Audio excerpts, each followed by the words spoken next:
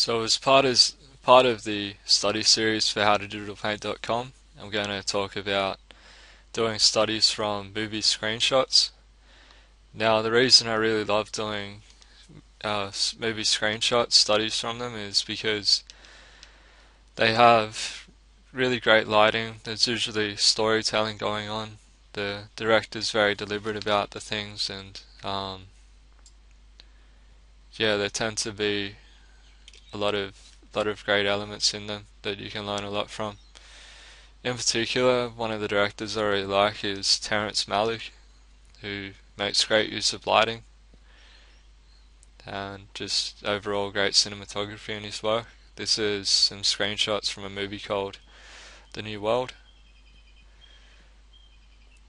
and I'm looking at a resource for screenshots which is called cinemasquid.com, and when you go to that website you'll see a link up the top for screenshots, and then just choose a film of your preference. Another great website is moviescreenshots.blogspot.com, screenmusings.org, and leavemethewhite.com. You may have others that you know. If you know them, let us know in the comments. But yeah, just have a great look around, and now I'll show you an example of actually painting a movie screenshot.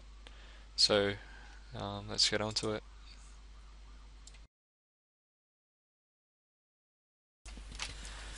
So now just doing a screencap study of Days of Heaven, or a screenshot from Days of Heaven.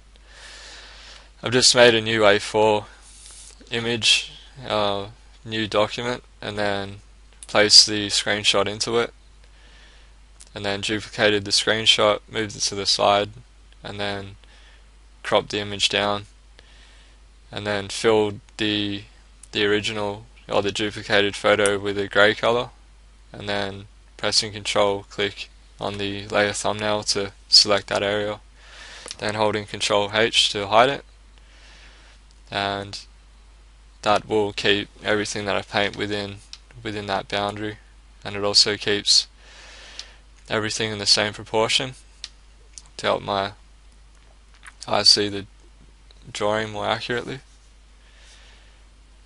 And I'm really just painting big with the airbrush, choosing my colours from the colour picker and using the hue, saturation, brightness sliders, using a combination of a big soft round brush, hard round brush, and also the smudge tool. Also the eyedropper, holding Alt, which allows me to pick different colours on the canvas, and then as soon as you let go of Alt it switches back to the brush tool.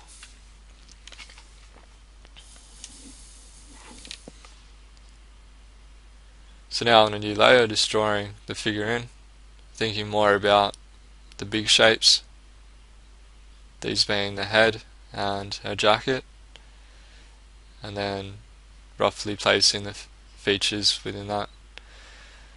So this will be a guide for me. You can just refine a grayscale kind of underpainting this way and work from that, but I decided that I want to practice my drawing more, so I'm going to draw some lines over this. This being sped up 10 times, so take your time with it. Almost every mark I'm making, I'm checking back to the original image that I'm copying from, just to make sure that the marks I'm making are accurate, and checking things such as the horizontal relationships of different elements of the picture and other forms of measuring. Check out my previous video on a master copy where I discuss the different techniques you can use as visual aids for checking things by eye when doing observational drawing and painting.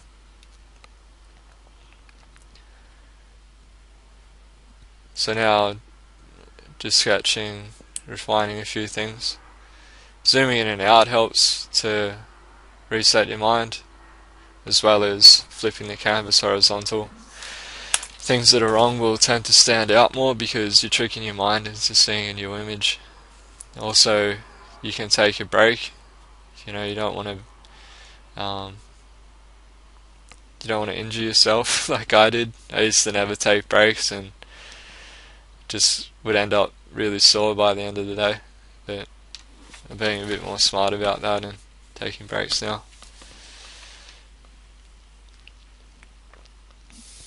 So when you take a break, you'll return to the image and see some things that are, you might not have noticed when you were just staring at it, because you become a bit accustomed to the problems.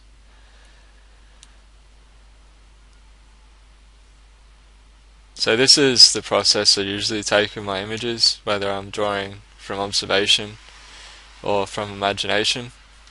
I'll tend to think more about the image as a whole, blocking in some areas, and then going in and refining the lines.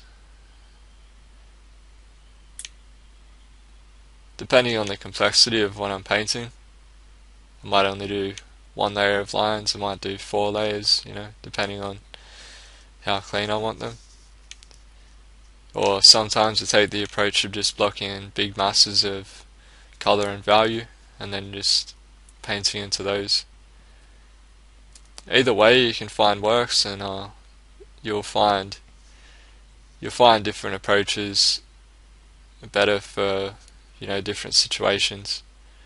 So that's just a matter of practice and also preference. There I'm checking the drawing by just placing it over the original. I'm trying not to use that as a crutch, so I usually leave that to the end, but I'm checking it there because I just want to make sure of different habits I might be forming. Like if I find I'm forming a habit of always making things wider, I might notice that when I put it over the original drawing. And because it is a study, I'm trying to maximize the things I can learn. So just on a new layer beneath that, I've blocked in the rough color. I've blocked in a base color, which is more just an aid for selection, and then just placing blobs of color on there, thinking more about shapes and areas of value and color rather than blending too much at this point. I'm trying to get myself into the habit of being more deliberate with the colors that I put down, and not just kind of laying it down and then thinking, oh well, I can fix it later. I'm thinking more about being very decisive, as if I was painting with oils, because obviously when you paint with oils,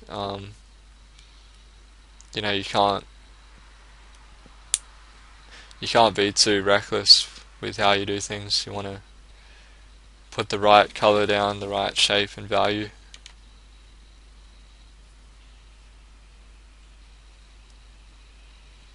And it also saves time, as much as you might think it would take longer, that you're taking more time to figure out what color you're going to put down before you put it down. It actually saves time in the end, because you don't have to end up going back and fixing things too much if you're much more deliberate and accurate with what you put down in the first place. But as you can see, it's not perfect, but that's the reason we do studies, is to learn and become better at making more accurate decisions. I do like the style that's developing though, although what I'm painting may look a bit more almost cartoony, or yeah, I'm not too sure of the word, or stylized. I do like the effect that it's giving. Just in that you can see the brush strokes and things. Although I understand this is a young girl and I don't want it to look too masculine. Sometimes when value shifts are too sudden and color shifts are too sudden, sometimes I can just make it look non-feminine for some reason. I believe that's because women tend to have softer features than men. But that comes with blending, so I don't worry about it too much. I see those big blobs at the start, but as I go with the blending, those disappear.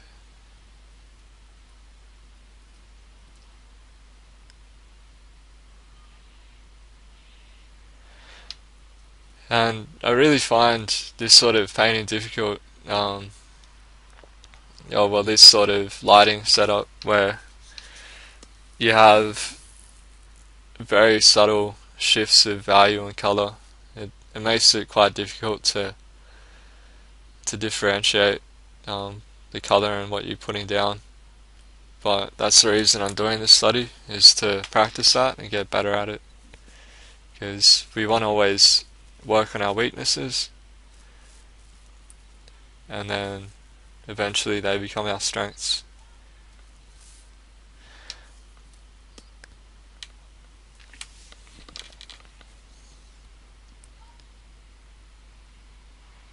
So yeah, using the eyedropper constantly, holding Alt, blending my colors.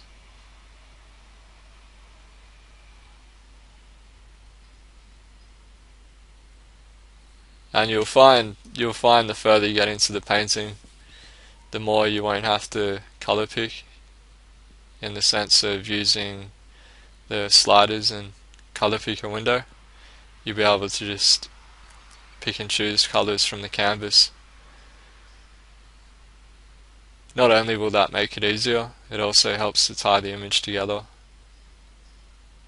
As you bring some colors from the background into the foreground, it helps give the sense that these are ambient colors that are affecting the image. So such as a blue sky might affect and eliminate areas in the shadows and cause them to go more blue. Same deal here. There's some yellows that are affecting the ambient light of the figure.